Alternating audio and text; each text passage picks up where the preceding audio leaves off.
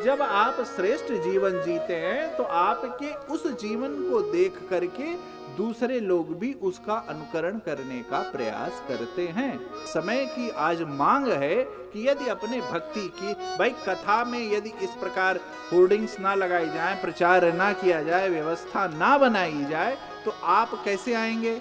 आप कैसे आएंगे तो हम कथा कैसे करेंगे? जब आप आएंगे तो हम कथा करते हैं, क्योंकि श्रोता के भाव से ही वक्ता की कथा प्रकट होती है। तो ये क्या है? ये एक प्रकार से ये सब राजस भक्ति के गुण हैं। और कलयुग में राजस भक्ति भी हो जाए तो ये भी कोई बुरी भक्ति नहीं है, क्योंकि भैया जो तप व्रत ये सब इस समय संभव नहीं है, जो बहुत साधारण सी बात है।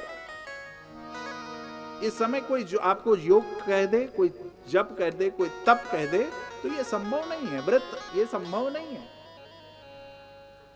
तो इस प्रकार के जो भक्त होते हैं उनको क्या कहते हैं? राजस भक्त कहते हैं। गीता जी में कह रहे हैं भगवान 17वें अध्याय में, सत्कार मान पूजा रथम, सत्कार मान पूजा रथम, तपोदम्भेन चैव यत्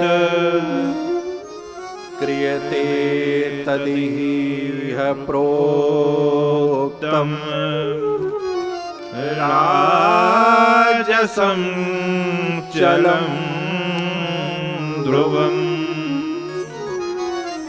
जो तप सत्कार मान पूजा रथम तपोदम्भेन चैव यत्, जो तप सत्कार मान के लिए दिखाने के भाव से किया जाए उस तप को राजस भाव कहते हैं। जैसे जो मैंने अभी आपको बताया कि जो हम सब कर रहे हैं ये एक राजस भक्ति के लक्षण है। भैया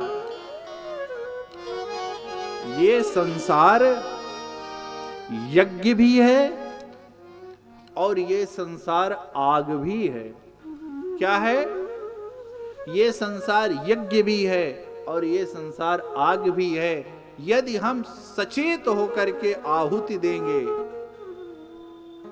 तब हमें यश कीर्ति का फल प्राप्त होगा, जिस प्रकार भगवान दशरथ जी को प्राप्त हुआ था। सचेत होकर के गुरु आज्ञा के तहत दशरथ जी ने क्या करवाया था? पुत्र कामेष्ट यज्ञ कर, वो भी क्या, वो यज्ञ था। और यदि हम अचेत होकर के आहुति देंगे तो हम जल भी सकते हैं।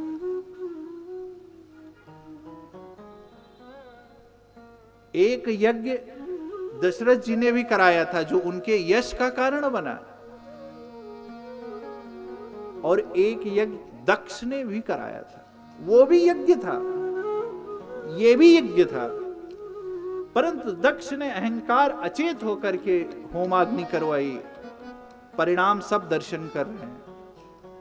दशरथ जी ने चेत होकर के होश में आकर के यज्ञ करवाई और परिणाम कुछ और नहीं, उनकी कीर्ति तो क्या कहें, साक्षात ब्रह्म को भी प्रकट करा दी। तो यज्ञ वो भी था, यज्ञ ये भी था।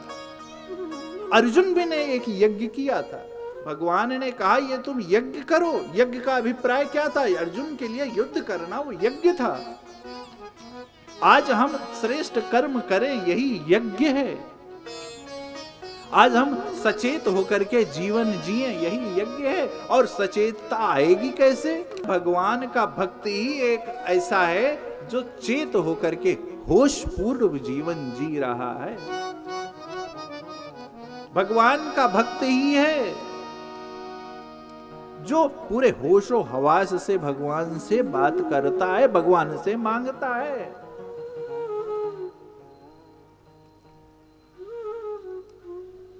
जिस प्रकार किसने मांगा था, फिर बात आ जाती है दशरथ जी ने।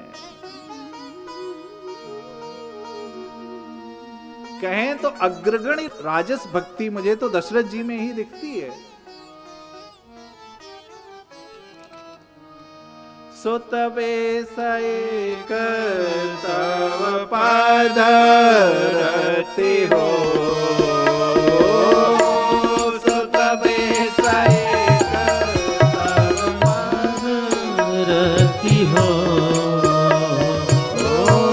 मोहि बाण मूढ़ कहे गिन गो, मोहि बाण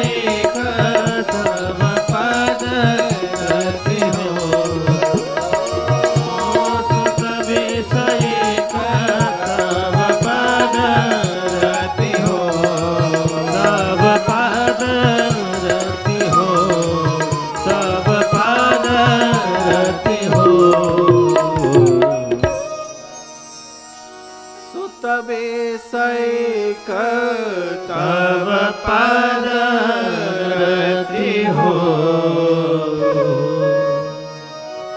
कितनी सुंदर बात कहते हैं, जिस प्रकार मछली बिना जल के नहीं रह सकती, उसी प्रकार मेरा प्राण कहीं और नहीं, मेरा प्राण आप में ही रहे। देखिए कितनी सुंदर मांग किया दशरथ जी ने। इतनी घोर तपस्या के बाद मांगा भी तो साक्षात ब्रह्म को ही मांग लिया। कह रहे हैं ना, जो भुसुंड मन मानस हंसा, जो भुसुंडी जी के मानस में विराज रहे हैं, जो अनाथ हित हम पर लेहु, सेवत सुलभ सकल सुखदायक। ये क्या है? ये मैं इसलिए बार बार कह रहा हूं कि ये मांगने की विधि है। ये इसको शिष्ट मांगना कह सकते हैं, ये विवेक पूर्ण मांगना कह सकते हैं, इसको हृदय से उत्पन्न प्रार्थना कह सकते हैं आप। आज प्रार्थना का असर क्यों नहीं होता? क्यों? क्योंकि हमारी उस मांग में अभी वो क्या है, वो याचना नहीं, वो याचना का भाव नहीं है। हम सच में मांगना चाहते हैं क्या? और मांगते भी हैं तो हम कितनी तुच्छ चीज मांगते हैं। वही वाली कल वाली बात, धन, प्रतिष्ठा, संतान, ये कोई मांगने की वस्तु है? ये तो प्रारब्ध की है।